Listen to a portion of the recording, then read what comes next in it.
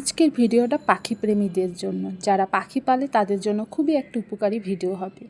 আমি যে সমস্যাগুলো ফেস করেছি সেই নিয়ে আজকের ভিডিওটা। শখের বশে একটা পাখি কিনে এনেছি এবং পাখিটাকে ছোটোবেলা থেকে এনেছি এবং খুব যত্ন সহকারে এটাকে পালতেছিলাম।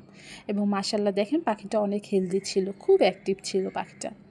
আসলে শখ করে যদি কোনো কিছু কিনে নিয়ে আসি না, তাদের প্রতি খুব ভালোবাসা জন্মায়। আর যদি ছোটোবেলা থেকে আপনি তাকে পালেন, তাদের প্রতি এতটা ভালোবাসা জন্মায় যেটা বলে বোঝানো যাবে না। হঠাৎ করে দেখি আমার পাখিটা অসুস্থ হয়ে পড়েছে। পাখিটার লেজগুলো ঝরে যাচ্ছিল।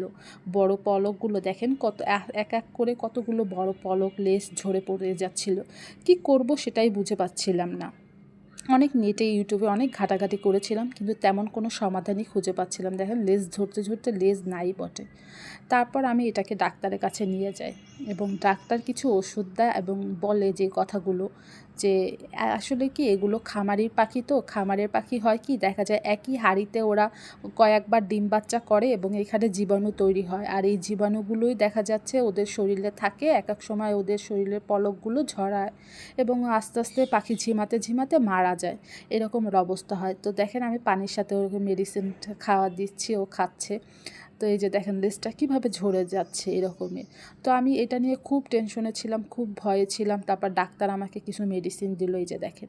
তো মেডিসিনগুলো ভাবলাম আমি সবার সাথে শেয়ার করি, যারা পাখি পালে তাদের জন্য খুবই উপকারী হবে এই মেডিসিনগুলো। যদি আমার পাখির মতো কারো সমস্যা হয়ে থাকে, দেখা যাবে তারাও তাদের পাখিকে খাওয়ায় উপকৃত হবে। কারণ শখের পাখি যদি না কিছু হয়, মারা যায়, তো এটা খুবই কষ্টদায়ক। তো এই মেডিসিন আমি খাওয়ানোর পর দেখেন আস্তে আস্তে আমার পাখির এই যে পালকগুলো আবার সুন্দর করে হচ্ছিল এবং পাখিটা দেখেন কত সুন্দর ঘুমিয়ে আছে। তো আস্তে আস্তে এই মেডিসিনগুলো খাওয়ানোর পর দেখা যাচ্ছে যে পাখিটার পালক সুন্দর করে গজানো শুরু হয়েছে। পাখিটা আগের মতো তেমন একটা ঝিমাচ্ছে না। তো এটা উপকারী ভিডিও।